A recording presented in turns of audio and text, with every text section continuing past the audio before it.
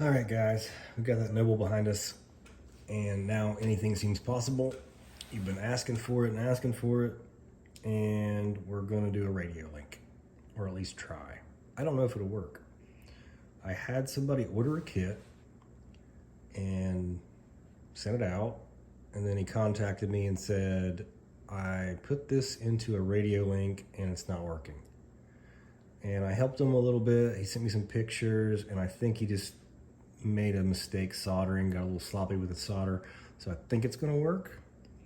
And I think it's gonna work enough that I bought a Radiolink and I'm gonna try it myself.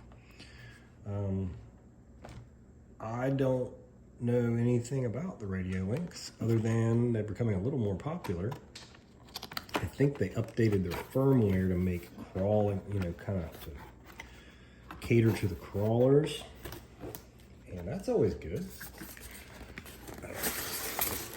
I pay for these myself, so nobody buys them for me.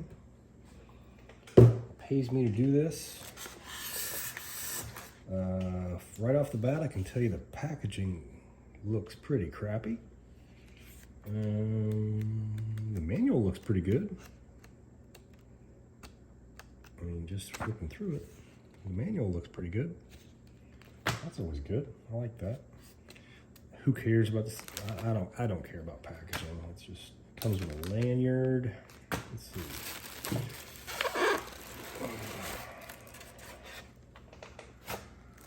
All right.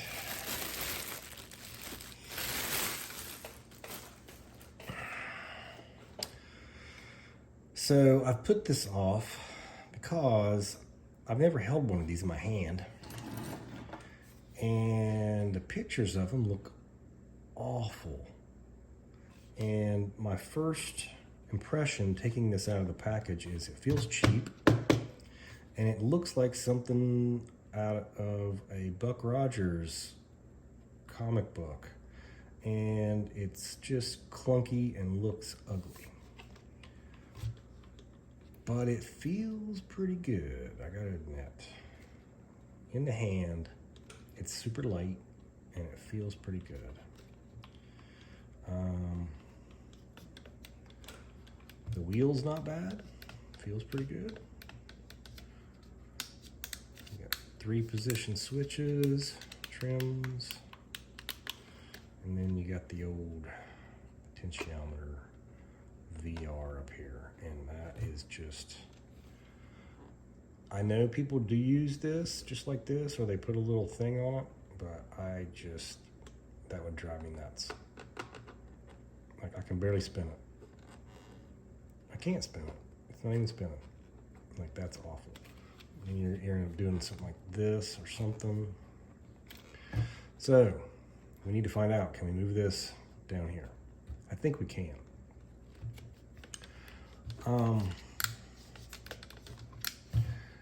After putting dual brushless in this and having to do front dig and rear dig and adjust the underdrive, whatever you want to call it, depending on your perspective, I would say this is a really good candidate, just because you got that 3-way switch and this 3-way switch and these 2 trim pots right here, right off the side of the steering wheel. So I'm not gonna say no to this yet. This has got to go. That's not gonna work. That isn't gonna work for rear steer. Otherwise, you're trying to do this thing where you're doing one thumb and the other thumb, and that's not gonna work either for me. I also noticed that we have a lot of space here between these 2 buttons, which is good. I also noticed that it has no room over your thumb. So basically, I've got to get the knob up here. And I think we can do that. It looks like there's plenty of space. We'll find out when we get in there, but I think if I get the knob right there, it'll work perfectly and it won't interfere with either of these, and it'll all be great.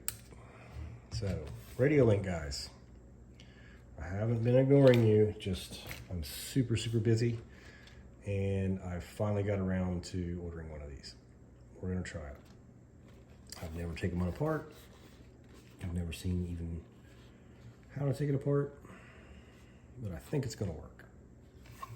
And if it doesn't, then I'll post that video too. So I'm gonna get busy. All right, that was super easy. There are 7 screws, Phillips head. They're pretty big honking screws. I'm using, what is this, a number 1, I think, Phillips. Multi-bit won't fit down in there, so you gotta use one of these. Only tricky part, not even tricky, just there's a sticker on the front.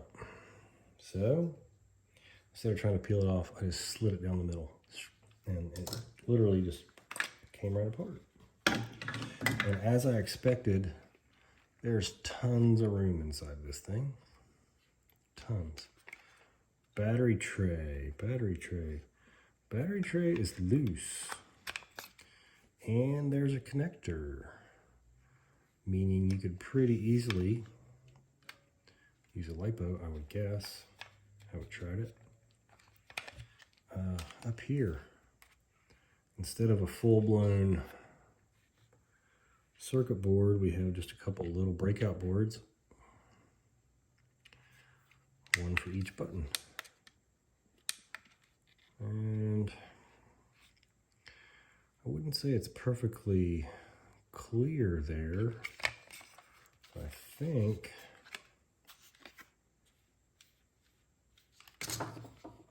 there's going to be plenty of room in there because there's nothing on this side either. So anywhere I can squeeze it in right there is going to work. And I can trim some of this off if I need to.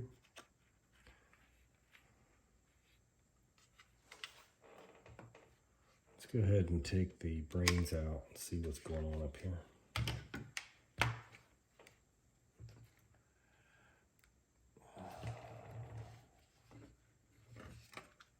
Gotta take the knob off. Just pull it off.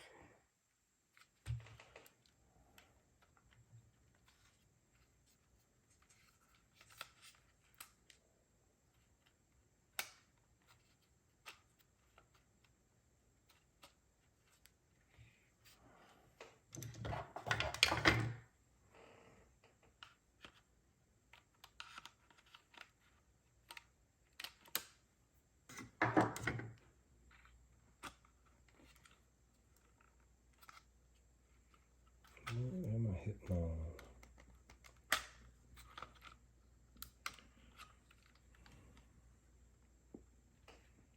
All right. So the size is the same as the Fly Skies. The shaft is bigger.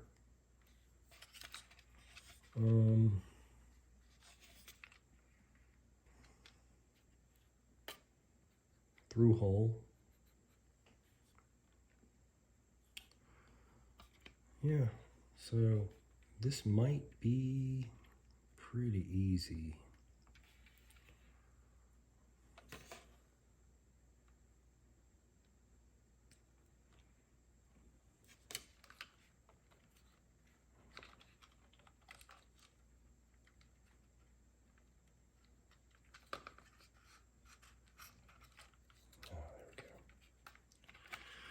Okay, I don't know if you can see it, but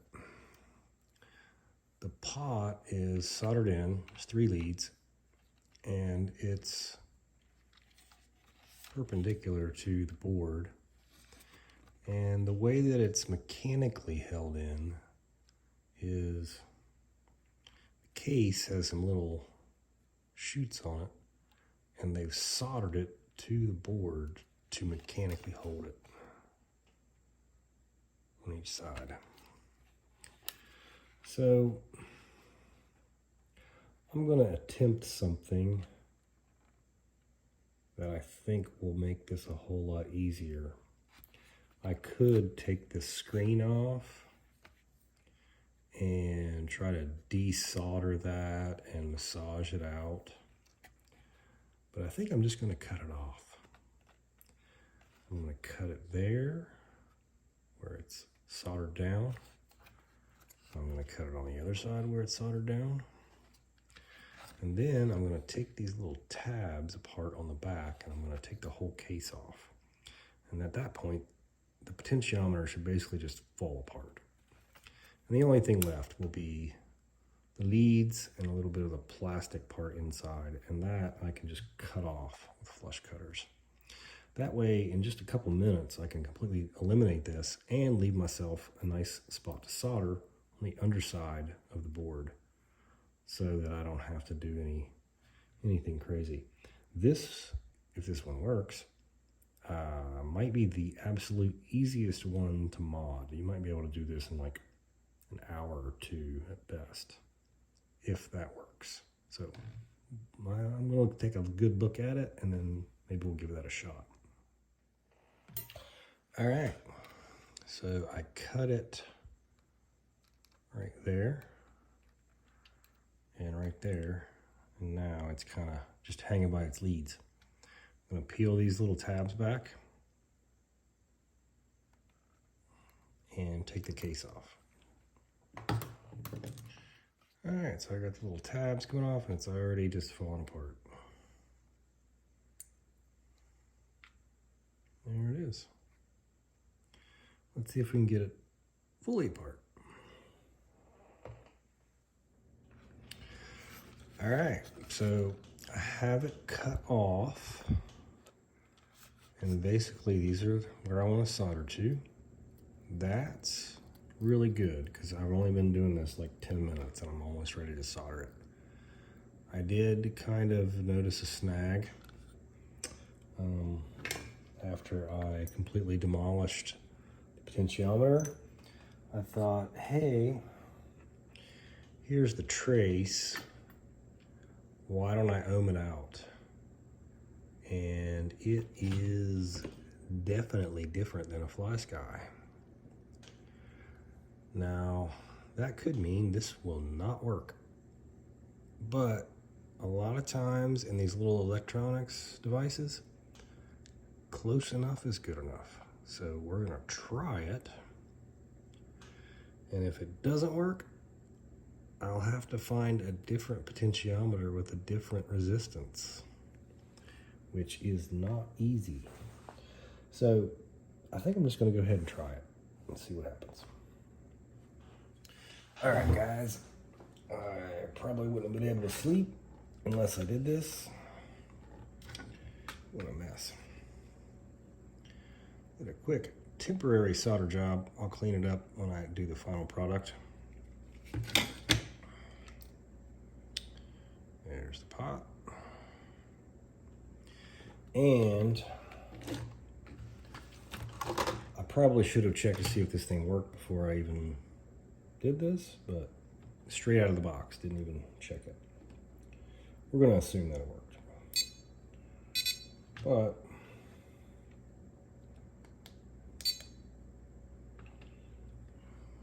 I don't know if you can see that. Try to get that in frame here.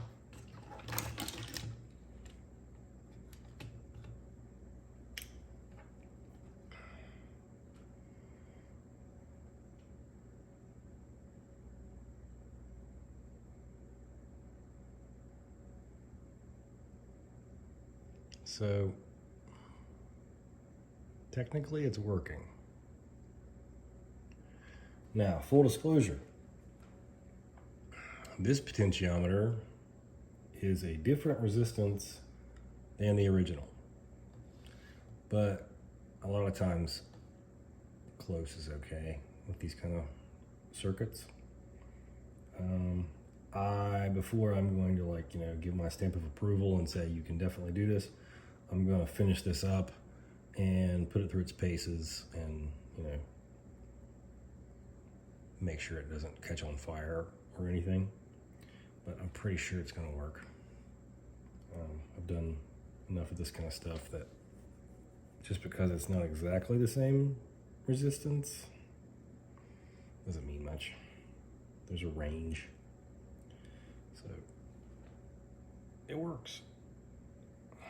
Now, I think that the fella that tried this first time and was having trouble with it, I think what happened is, just from the pictures he showed me,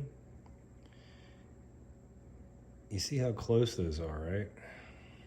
Well, if you glue this in and then go to solder it and you get a little bit sloppy, it will go down there and bridge across and you won't be able to really see it. And the other thing that can happen is, can we focus? See that little tab on the case that holds it shut, and see how close it is to the lead? If you get a little solder bridging across there, that can make it do funky stuff. And he said that the radio came on, and then he turned it all the way one way and it shut off. And then he turned it back and it came on. And what that tells me is you got some stuff bridged here, because what you're basically doing is you got one side has plus probably 3.3 volts. The other side is ground. And the middle is the center, but you can move the center. That's how you get the variable voltage out of a voltage divider. But if you have those bridged, you're basically dead shorting to ground, and that's going to brown out the radio. Then you turn it back and it comes on. I don't recommend trying that because it could burn up something, burn up the whole thing, or it could at least burn up the input. So be careful when you're soldering. Double check that you didn't bridge anything, and it should work.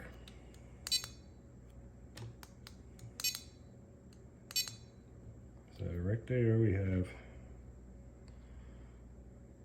channel 3 going from 100 to 100. Steering, throttle. So I'm going to say that there's like a 99% chance that the Radiolink will work with this kit. I'm going to put it through its paces. If it finds out that there's a problem with using these pots that are different value, I'll try to source some others for Radiolink guys. So, good news. Radiolink kit coming.